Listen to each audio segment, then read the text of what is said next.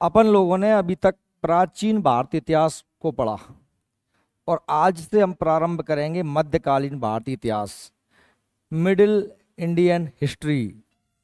तो सबसे पहली बात तो हमारे दिमाग में ये क्लियर होना चाहिए कि मध्यकालीन भारतीय इतिहास का प्रारंभ कहाँ से होता है और कौन कौन सी वे मुख्य घटनाएं हैं जहाँ से मध्यकाल की शुरुआत मानी जाती है।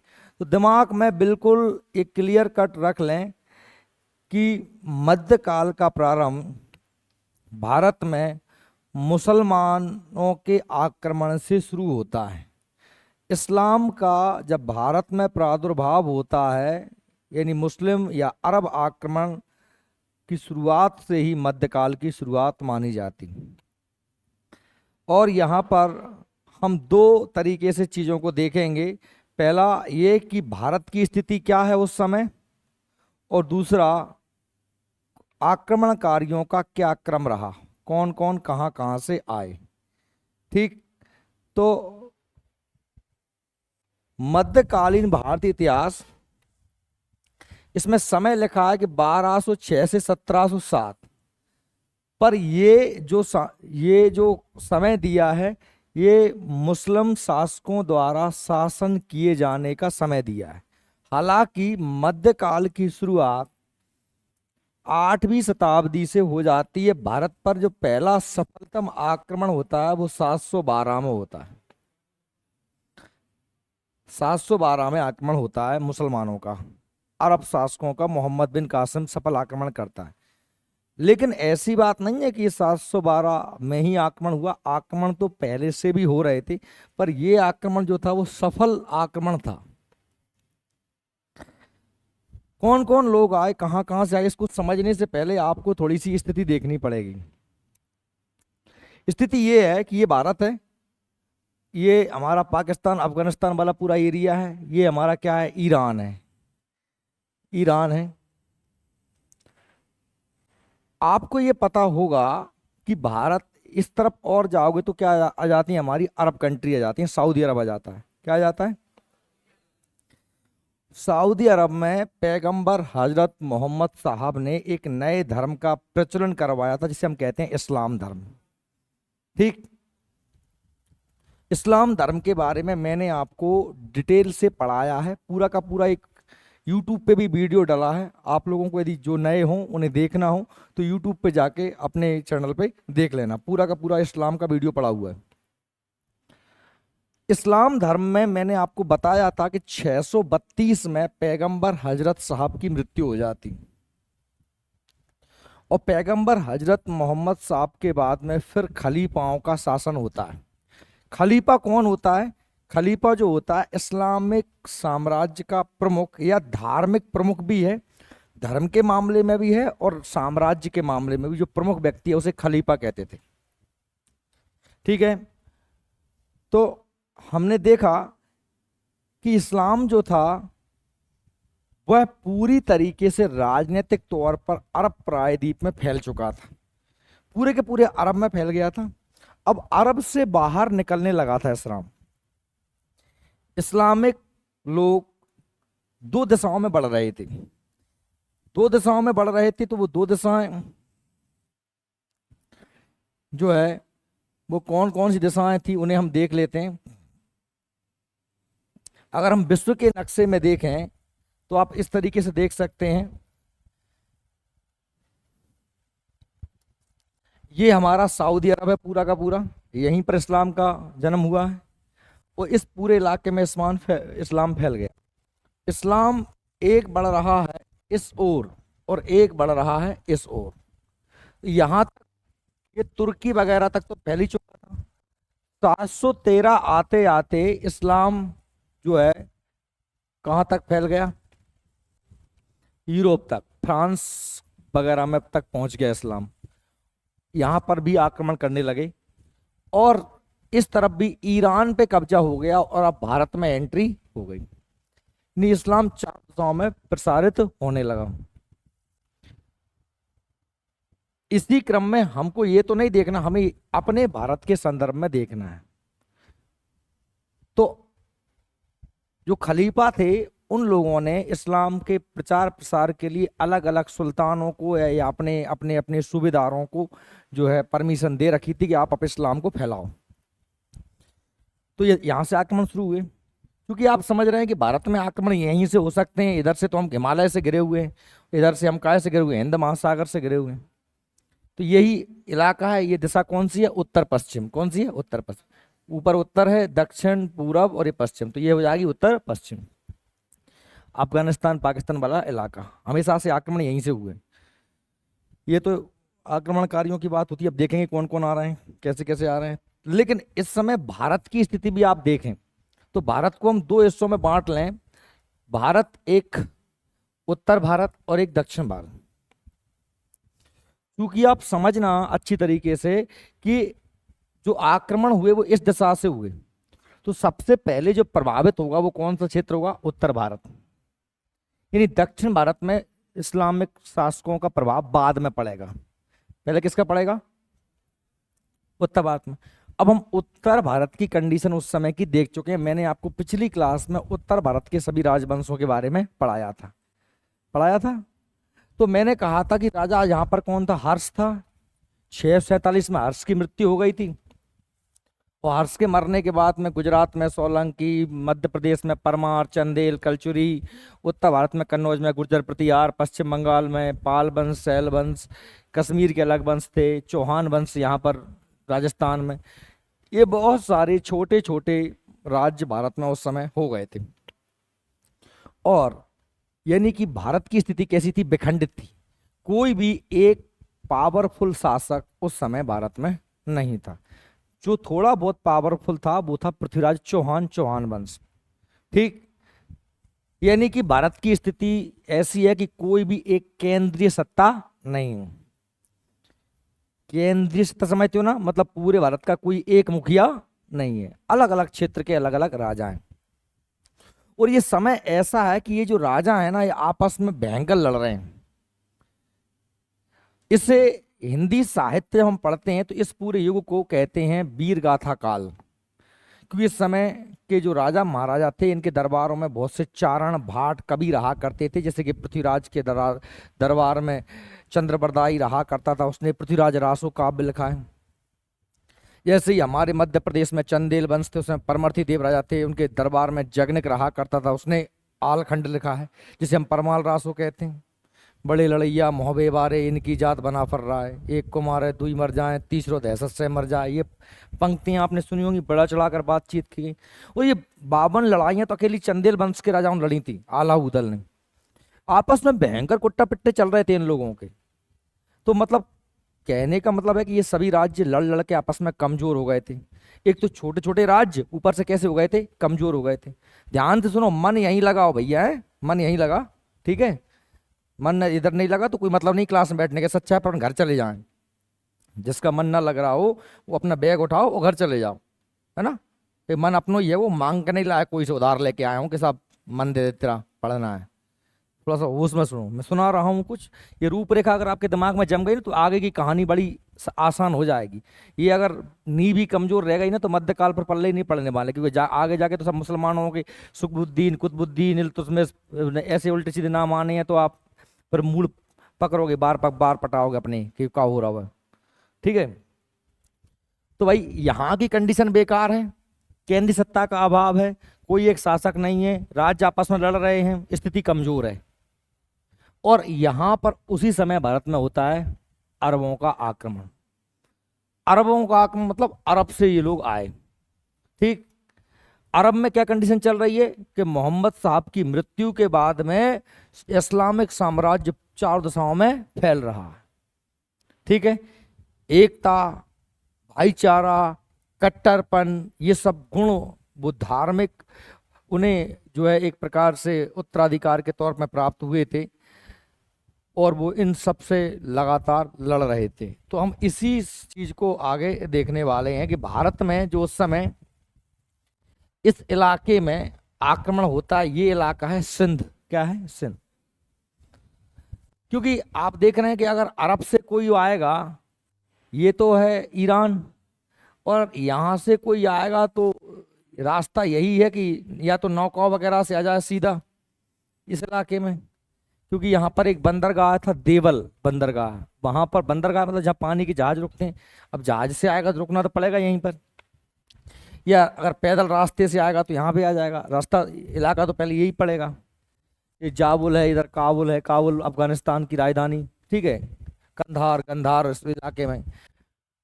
तो भारत में सबसे पहले जो आक्रमण होता है वो अरबों का आक्रमण होता है। अब ये कहाँ पर आक्रमण करते हैं और क्या इसका इतिहास है, हालांकि हमको ये जो कहानी मैं आपको बताने वाला हूँ आपको वैसे ही सुनना है।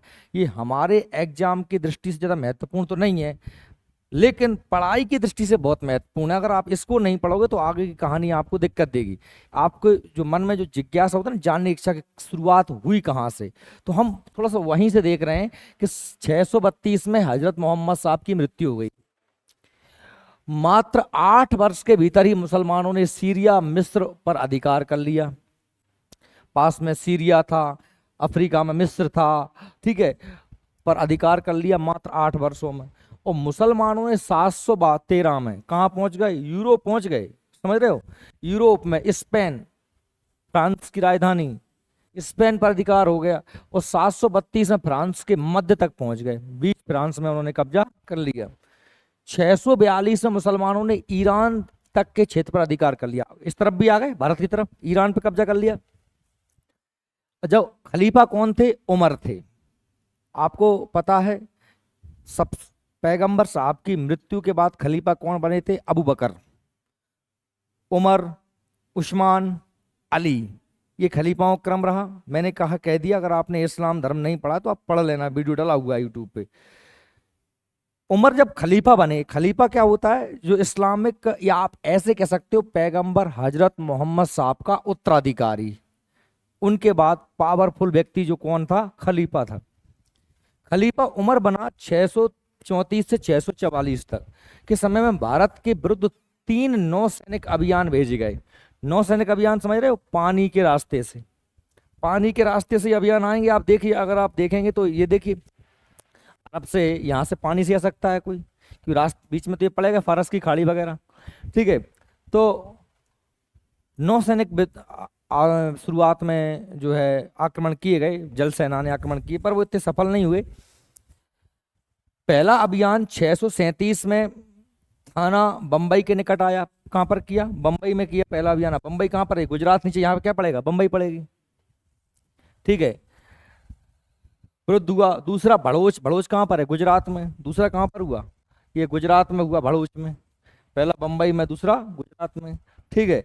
और उसके बाद देखेंगे तीसरा देवल में हुआ। देवल कहाँ पर है, देवल ऊपर है, देवल ऊपर है। देवल बंदरगाह कहाँ पर है, सिंध में है। भड़ूच कहाँ है, गुजरात में। और मुंबई। ये 3 जगह आक्रमण हुए, किसके समय, खलीफा उमर के समय। अब ऐसे ही पढ़ लेना, आपको कोई बहुत ज्यादा याद व्याद नहीं करना, ये चीजें सिर्फ आपकी समझ के लिए। हमारे लिए इंपोर्टेंट होता है मोहम्मद बिन कासिम से, क्योंकि वो उसका आक्रमण सफलतम आक्रमण था। नौसैनिक अभियानों के असफल होने पर अरबों द्वारा स्थल मार्ग से भारत पर 3 आक्रमण हुए, काबुल में, जावल पे और सिंध में। जब ये तीनों आक्रमण क्या हुए, असफल हो गए, नौसेना से वो नहीं जीत पाए जल सेना से, तो उन्होंने फिर जमीन के रास्ते से आक्रमण करना शुरू कर दिया। कहाँ कहाँ पर किए, काबुल में, अफगानिस्तान, जाबुल और सिंध। काबुल, जाबुल, सिंध देखेंगे तो ये जाबुल है, उधर काबुल है ये, और यहाँ पर ये क्या है, सिंध है। 3 जगह आक्रमण उन्होंने किए, अलग अलग जगह आक्रमण करने शुरू कर दिए। अल हज्जाज ने 695 में इराक का सूबेदार बन गया। कौन बन गया, अल हज्जाज। जो ईरान क्षेत्र पर अरबों ने कब्जा कर लिया था, उस इलाके का सूबेदार किसे बना दिया गया, अल हज्जाज को बना दिया गया। समझ में आ रही बात मेरी, ईरान पे अरबों ने कब्जा कर ही लिया, हमने अभी पढ़ा कि ईरान पर कब्जा हो गया अरबों का, और उस इलाके का सूबेदार बनाया गया किसको, अल हज्जाज को। उसके सेनापति अब्दुल्ला ने काबुल पर अधिकार करने का प्रयास किया, लेकिन काबुल और जाबुल की सम्मिलित सेनाओं ने उसे परास्त कर दिया और उसने अधिकार नहीं कर पाया। मतलब उसने एक प्रयास किया अपने सेनापति अब्दुल्लाह को भेज करके अल हज्जाज ने, और सोचा कि काबुल पे कब्जा कर ले। काबुल अफगानिस्तान में था उस समय, अफगानिस्तान भी भारत का हिस्सा हुआ करता था, ठीक है। अब्दुल्ला की हार का बदला लेने के लिए अब्दुल रहमान के नेतृत्व में एक विशाल सेना 699 में जाबुल के लिए भेजी गई, जिसने सफलता प्राप्त की। जब हमने कहा अब्दुल्ला हार गया, तो उसकी हार का बदला लेने के लिए कौन आया? अब्दुल रहमान आया। वह भी अल हजाज का सेनापति था, और 699 उसने कुछ कुछ इलाके को, काबुल कुछ इलाके को जीत लिया। ठीक है, सही में आ रही बात मेरी? काबुल कुछ इलाके उसने जीत लिया। पर इसको इतिहास में इतना विशेष तौर पे नहीं पढ़ा जाता। सिंध पर पहला आक्रमण, अरब आक्रमण नौसेना द्वारा 643 में किया गया था। इसको भले आप पढ़ लेना, क्योंकि ये हमें एक किताब मिलती है चचनामा। क्या मिलती है?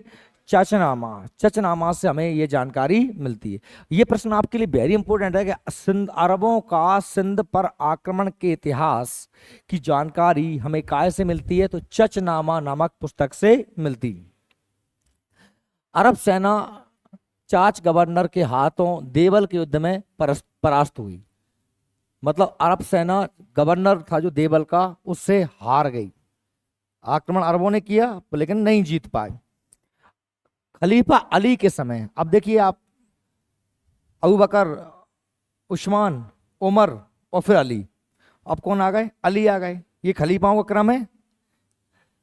660 में एक सेना भारत विजय के लिए भेजी गई, जो बोलन के समीप कीकान तक पहुंच गई, और कीकान में यह सेना पराजित हुई और सेनापति मारा गया। मतलब ये आक्रमण भी असफल रहा। लगातार प्रयास कर रहे हैं भारत पे बहुत दिनों से, 632 के बाद से ही भारत को जीतने की अरब लोग, पर सफल अभी तक नहीं हो पाए। 660 के बाद 20 वर्षों के भीतर कम से कम 6 सैन्य अभियान सिंध के लिए भेजे गए, जो लगभग सभी क्या रहे? असफल रहे। लगातार भेजते रहे। इस दौरान अरब सेना केवल मकरान को ही जीत पाई, जो अफगानिस्तान का काबुल, कंधार, हेरात। मकरान एक प्रांत है, मकरान जिसकी बहुत बार बात होती है, इतिहास में पढ़ते हैं। मकरान तट, मकरान समुद्र का तट है, उस इलाके को जीत पाई। 8वीं शताब्दी के प्रथम दशक में हज्जाज ने खलीफा की स्वीकृति लेकर सिंध के विरुद्ध 2 सैन्य अभियान किए। पहला अब्दुल्लाह के नेतृत्व में और दूसरा बुदैल के। दोनों अभियान असफल रहे। ये हमने देख लिया था। अब्दुल्ला का भी अल हज्जाज उस समय बन गया था। अभी अभी पढ़ा, ये देखो, ये क्या पढ़ा मैंने? अल हज्जाज ने 695 में, तो उसके बाद में ये दोनों असफल रहे। हज्जाज ने तीसरा सैन्य अभियान 712 में भेजा। यहां से इंपोर्टेंट हो जाता है, ये महत्वपूर्ण है। हज्जाज ने जो तीसरा सैन्य अभियान भेजा, वो कहां पर भेजा? सिंध में भेजा। तीसरा कब भेजा? 712। यही इंपोर्टेंट है। ठीक है, सोमती मोड़ी लाल दुपट्टे वाली, निकन पटे में दे दूंगा तेरे में खींच के मैं भाई यहाँ का भी हाल। सो रही है बैठी बैठी, जब कल उठ के करे, नींद आ रही हो तो मोदवा पानी से चली जा। तो नींद नहीं आ रही? आ रही है ना? क्या आ रही है? रात में सोई नहीं थी? कहीं कमाई कर रही थी? सब पे नजर रहती मेरे एक पे है, वो सब बैठे रहो थोड़े से। 712 में अपने भतीजे और दामाद मोहम्मद बिन कासिम के नेतृत्व में सेना भेजी। किसने? हज्जाज। हज्जाज जो सूबेदार था ईरान का, उसने 712 में किसके? अपने खुद के दामाद, भतीजा भी था और उसका दामाद था, क्योंकि मुसलमानों में केवल अपनी माँ की जो बेटी है वही बहन है। इसके अलावा चाचा हो, ताऊ हो, मौसिया हो, फूफा हो, सब में शादी हो जाती है, उनकी परंपरा है। इसमें कोई बहुत ज़्यादा आश्चर्य या अचंभे की बात नहीं है, क्योंकि हमारे हिंदू धर्म में भी दक्षिण भारत में यह बड़े स्तर पर ऐसे विवाह होते। कुछ हमारी आदिवासी जनजातियों में भी, आपको मैंने जब मध्य प्रदेश पढ़ाया था, मैंने बताया था दूध लौटावा प्रथा चलती। ठीक है, मोहम्मद बिन कासिम के नेतृत्व में सिंधों के विरुद्ध सेना भेजी और यह आक्रमण सफल आक्रमण था। इसके पीछे बहुत से कारण हुए। आक्रमण उसने मोहम्मद बिन कासिम ने 712 में किया और यह पहला सफल आक्रमण था। यही आपको याद रखना है। ठीक है, मोहम्मद बिन कासिम कहां पहुंचा? देवल पहुंचा। कहां पहुंचा? देवल। और देवल एक सिंध का क्या है? बंदरगाह है। देवल क्या है? सिंध का बंदरगाह है। ठीक है, उसने 4000 मुसलमानों को स्थापित किया वहां पर ले जाके। देवल को जीता और 4,000 मुसलमानों को उस इलाके में बसा दिया और एक मस्जिद का निर्माण भी करवाया। ठीक है, जब देवल पर उसका कब्जा हो गया तो उसका आगे जाके सामना, वहां जो सिंध का राजा था जिसका नाम था दाहिर, क्या नाम था? दाहिर, ब्राह्मण शासक था दाहिर, उससे सामना हुआ। दाहिर बहुत ही ज्यादा मजबूत और पावरफुल शासक था, पर वहां के कुछ क्षेत्रीय राजाओं ने, उस इलाके राजाओं ने मोहम्मद बिन कासिम का सपोर्ट किया। जो उस इलाके में बौद्ध भिक्षु रहते थे, उन बौद्ध भिक्षुओं ने भी मोहम्मद बिन कासिम का स्वागत किया। इस प्रकार हम देखते हैं कि मोहम्मद बिन कासिम को उस समय के क्षेत्रीय लोगों ने सपोर्ट कर दिया और यही कारण रहा कि वह दाहिर को पराजित करके सिंध पर कब्जा करने में सफल होता है। कौन? मोहम्मद बिन कासिम। देवल से मोहम्मद बिन कासिम ने नारून, जो वर्तमान में हैदराबाद है, वहां पर के लिए प्रस्थान किया और नारून में बौद्ध भिक्षुओं की मदद से उसने अधिकार कर लिया। अरब आक्रमण के दौरान अधिकांश बौद्ध भिक्षु मोहम्मद बिन कासिम के साथ दोस्ताना व्यवहार किया। राजा दाहिर के विरुद्ध मोकाम नामक राजा ने, ये कि राजा था वहां का जिसका नाम था मोकाम, ने मोहम्मद बिन कासिम की मदद की। हमेशा भारत परेशान रहा है अपने घर के जयचंदों से, चाहे तो आप पृथ्वीराज चौहान के समय देख लें या ये दाहिर के समय देख लें या बाद में भी जो आक्रमण हुए हैं आप उन सब में देखेंगे, तो अपने घर के लोगों ने ही गद्दारियां की हैं। तो ये मोकाम ने सपोर्ट किया किसका?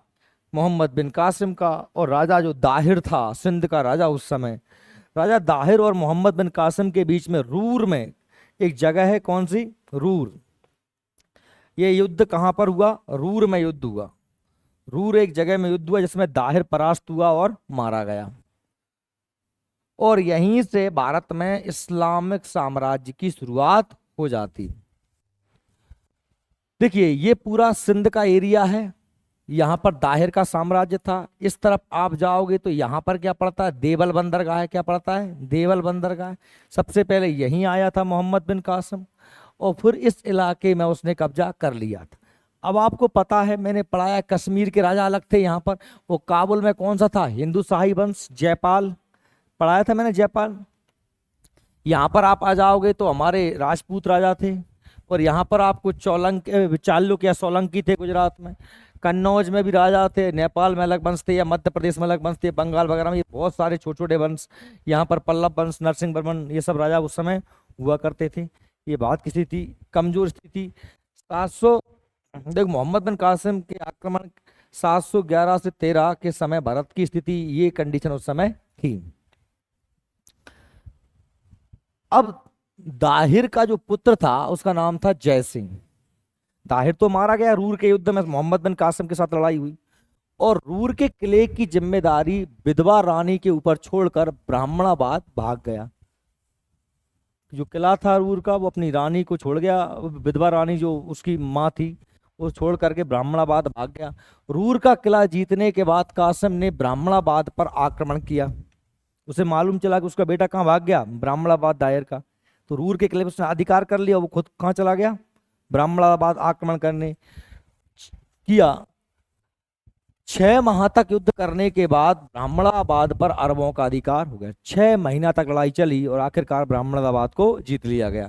ब्राह्मणाबाद पर अधिकार करने के बाद कासिम ने दाहिर की राजधानी अलौर पर भी अधिकार, दाहिर की जो राजधानी थी वो क्या थी? अलौर थी। यानी पूरे सिंध पर ही उसका कब्जा हो गया। हज्जाज और खलीफा वालिद की मृत्यु के कारण मोहम्मद बिन कासिम को इराक वापस लौटना पड़ा। क्या हुआ कि उस समय जो हज्जाज था और जो खलीफा वालिद, उनकी क्या हो गई? मृत्यु हो गई। अब जब मृत्यु हो गई अपने सुप्रीम लीडर की, तो वापस उसे जाना ही पड़ेगा, है ना? तो वो वापस चला गया, वापस चला गया।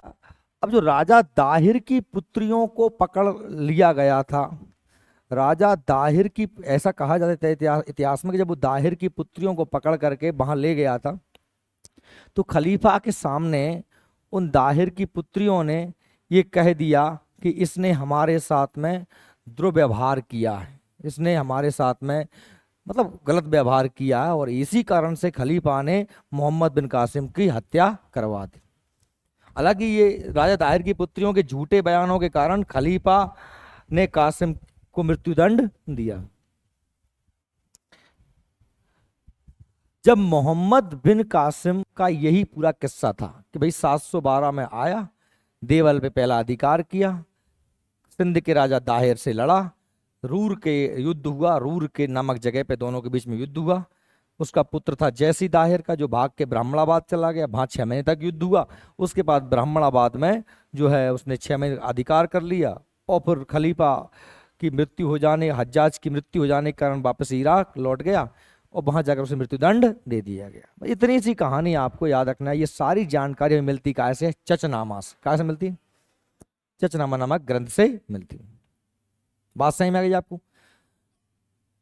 अब इसके बाद में जो इलाका जीत लिया था मोहम्मद बिन कासिम ने, सिंध, या ऊपर क्या था, ईरान, ईरान और अफगानिस्तान के बहुत सारे क्षेत्र में अधिकार हो गया था किसका? मुसलमानों का। तू क्या कर रहा हो रे मोबाइल में? वहीं पर अफगानिस्तान और ईरान के जो क्षेत्र है वहां पर एक जगह है जिसका नाम है गजनी। अफगानिस्तान में पड़ती है क्या? गजनी। वहीं पर एक गजनी में एक नए कबीले का स्थापना हो जाती है। जो उस कबीले का शासक था उस समय सुकबुद्दीन था। कौन था? सुबुकद्दीन। सुबुकद्दीन जो उसका शासक था। अब ऐसे नाम मिलेंगे आपको, आदत डाल लो। सुबुकद्दीन राजा था गजनी का, और उसके बाद में उसका बेटा महमूद गजनबी, इसे गजनी भी कहते हैं, गद्दी पर बैठता है।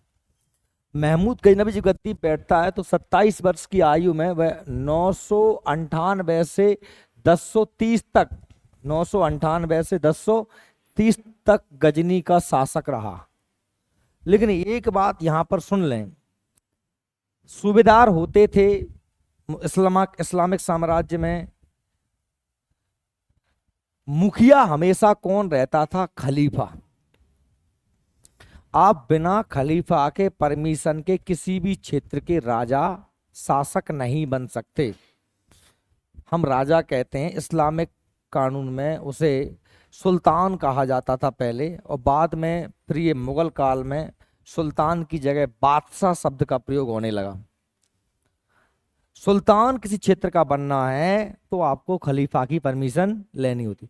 तुम कितने ही बड़े इलाके को क्यों ना जीत लो, आप केवल वहां पर एक खलीफा के प्रतिनिधि मात्र हो, वो जो बना दे आपको। अब ये चाहता था महमूद गजनबी कि मुझे जो गजनी क्षेत्र है, ये पूरा जो इलाका है, मैंने बहुत बड़ा इलाका जीत लिया, इसका मैं क्या बन जाऊं? सुल्तान बन जाऊं।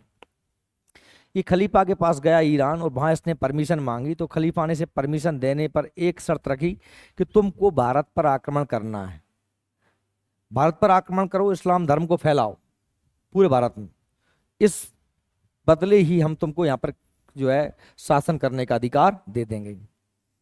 तो उसने वहां कसम ली थी कि मैं भारत पर हर साल आक्रमण करूंगा। और 1001 से 998 में ये शासक बना, गद्दी पे बैठा। 1001 से लेकर 1027 तक, जब तक ये 30 में मर गया, इसने भारत पे 17 बार आक्रमण किए। किसने? महमूद गजनवी। वह सिस्तान के खलीफा को हराकर सुल्तान की उपाधि धारण करने वाला प्रथम मुस्लिम शासक था। ये सुल्तान बनने वाला पहला शासक बना। महमूद ने भारत पर 1000 से लेकर 1026 या 1001 से लेकर 1001 से 1027 तक, ये याद रखना आप, 1001 में पहला आक्रमण हुआ था और अंतिम आक्रमण हुआ था 1027। 17 बार आक्रमण किए। उसके इन आक्रमणों का उल्लेख हेनरी एलियट ने किया है। हेनरी एलियट कौन है भाई? एक इतिहासकार है। हेनरी एलियट ने उसके इन 17 आक्रमणों का उल्लेख किया। महमूद गजनबी ने भारत पर पहला आक्रमण 1001 में किया था। कब किया था? और मैंने अभी अलग बताया था, यह आक्रमण उसने कहाँ किया था? हिंदू शाही शासक राजा जयपाल के विरुद्ध। ये हमने आपको बताया था कि ये हिंदू शाही वंश था काबुल में, यहाँ पर उसने आक्रमण किया था। इधर गजनी थी, यहाँ पर उसने आक्रमण किया था। और राजा कौन था? जयपाल। इस युद्ध को हम कहते हैं वय हिंद का युद्ध। क्या कहते हैं?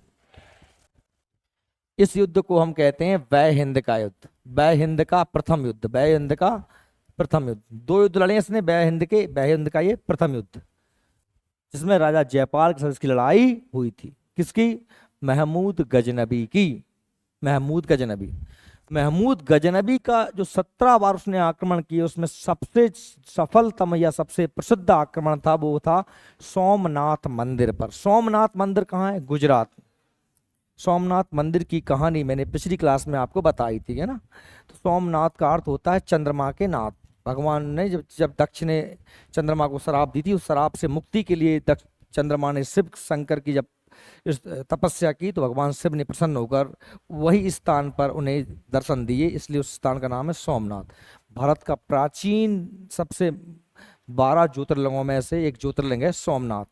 गुजरात के सौराष्ट्र में है सोमनाथ, समुद्र के किनारे सौराष्ट्र। महमूद गजनबी का सबसे चर्चित आक्रमण कब हुआ? 1025 में। कब हुआ? 1000, गलत लगा, सही कर लें, 1025 में। कहां पर हुआ? सोमनाथ। और आपको मैंने ये भी बताया था कि उस समय राजा था भीम प्रथम, सोलंकी वंश का राजा था भीम प्रथम। ये याद रख लेना, सोलंकी वंश का राजा कौन था? भीम प्रथम। अच्छे से याद कर लेना।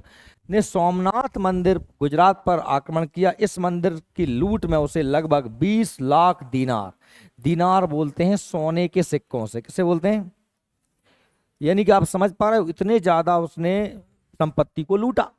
और लूट करके उस संपत्ति को, कहते हैं कि जब वो पहुंचा सोमनाथ, तो सोमनाथ मंदिर में भगवान शिव का जो मंदिर है, शिवलिंग बीच में स्थापित था। और चारों तरफ भारतीय वास्तुकला का बहुत सर्वोत्तम उदाहरण है। चारों तरफ खंभों में चुंबक के या लोहे के खंभे बने हुए थे, बीच में शिवलिंग स्थापित किया गया था। शिवलिंग हवा में था, जमीन पे भी नहीं था, ऊपर नहीं था, बीच में लटका हुआ शिवलिंग था। उसको इस तरीके से बनाया गया था कि चुंबक और लोहे का कॉम्बिनेशन, जिससे कि वो चारों दिशाओं में खिंचाव हो, ना वो नीचे गिरे ना वो ऊपर जाए। हवा में स्थापित कर दिया था शिवलिंग को, ऐसा कहा जाता किंवदंतियों में। तो मतलब वो देखकर अरबों की सेना, ये ध्यान रख लेना, ये तुर्क हैं। ये गजनबी कौन है? ये तुर्क हैं। जबकि मोहम्मद बिन कासिम कौन था? अरब था। पहला तुर्क आक्रमण किसने किया? गजनबी ने। और पहला अरब आक्रमण किसने किया? कासिम ने। तो वो देखकर बड़ा आश्चर्यचकित हुआ, उसने एक खंबे को तोड़ा। सैनिक तो अंदर जा ही नहीं पा रहे थे, कह रहे ये तो स्वयं साक्षात भगवान है, अर्थ पर लटके हुए हैं, फिजिक्स के नियम फैल हो रहे हैं। तो उन्होंने एक खंबे को तोड़ा तो मूर्ति एक तरफ झुक गई। तो बाद में उसने सारे खंभों को तोड़ दिया, उस शिवलिंग को भी तोड़ दिया। और जो है उसने 20 लाख दिनार की संपत्ति को लेकर के वो भारत से वापस गया। जब वापस वो जा रहा था, तब उसे उत्तर प्रदेश के जो खोकर और जाट हैं, राजस्थान उत्तर प्रदेश की सीमा पे भरतपुर इलाके में, जाटों ने और खोकरों ने उसे लूट लिया। जाट अपने आप को शिव का वंशज मानते हैं, और उसे लूट लिया और उसे भयंकर कूटा पीटा और संपत्ति को उसने छुड़ा लिया। तो अंतिम उसने जो 1027 में आक्रमण किया था, वो जाटों के विरुद्ध ही किया था। 25 में आक्रमण हुआ, गया 26 में इलाज करवा और ठीक ठाक भाव, दोबारा 27 में आक्रमण करवा दी। महमूद गजनबी का भारत पर अंतिम आक्रमण 1027 में जाटों के विरुद्ध था। इसकी मृत्यु 1030 में हो गई। महमूद गजनबी ने सिक्कों के पृष्ठभाग पर कलमा संस्कृत रूपांतरण कलमा क्या है आप जानते ही हैं। इस्लामिक प्रमुख कलमा ला इलाहा इल्लल्लाह मोहम्मद रसूलुल्लाह, ठीक है। अम्बमेक अवतार अंकित करवाया। अल बरूनी, फिरदौसी, उत्वी, फारूकी, ये सभी महमूद गजनबी के साथ आने वाले विद्वान हैं। इन्होंने अलग अलग किताबें लिखी हैं। इन किताबों को आपको याद रखना है।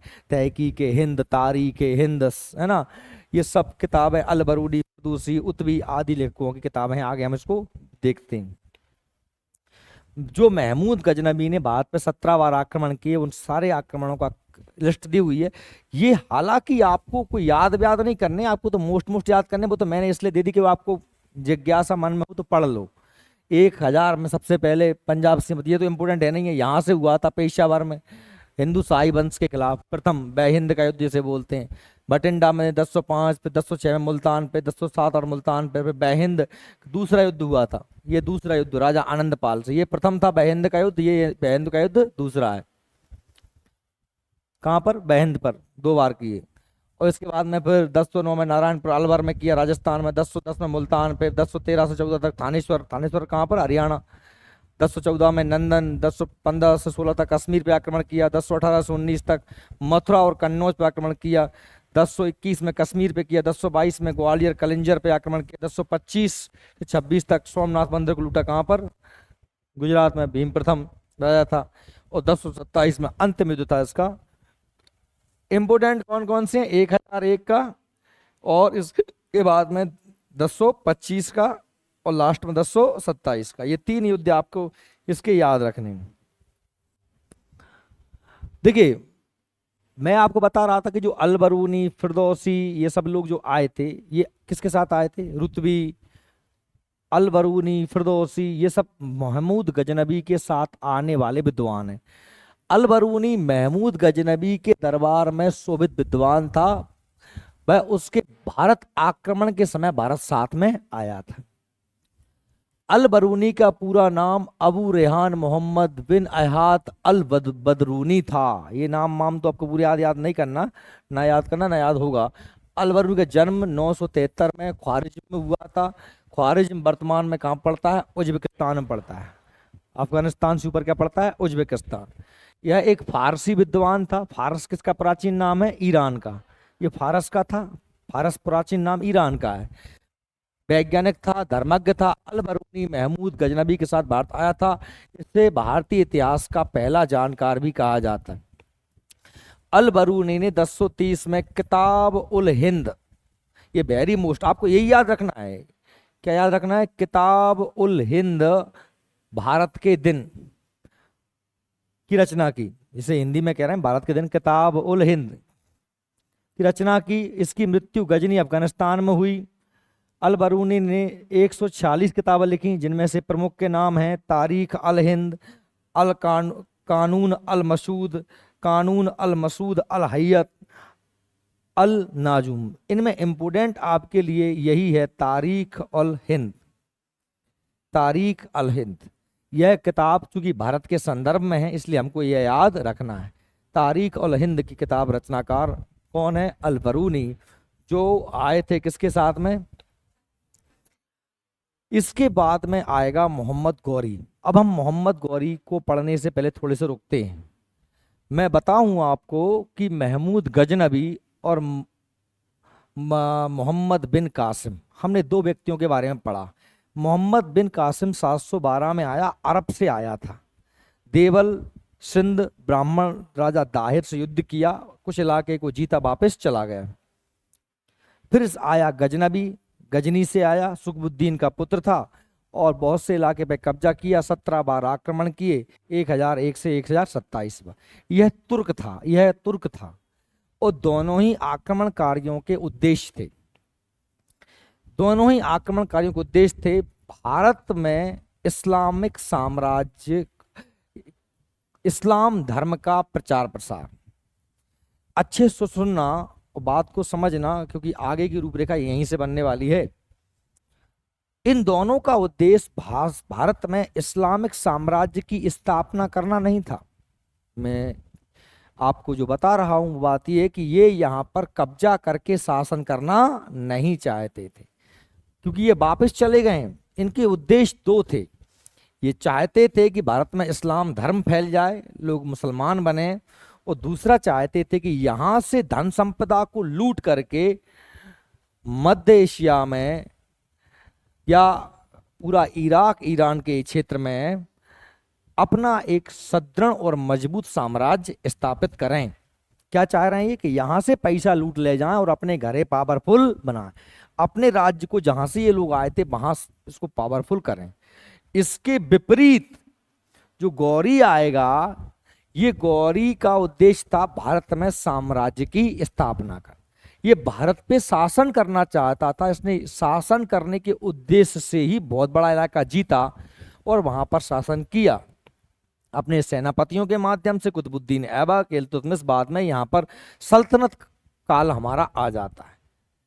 और ये अभी तक ये लोग जो आए, गजनी भी आया, उसने सब भारत में आक्रमण किया, राजाओं को पराजित किया, लूटपाट मचाई, इस्लाम धर्म का प्रचार प्रसार किया।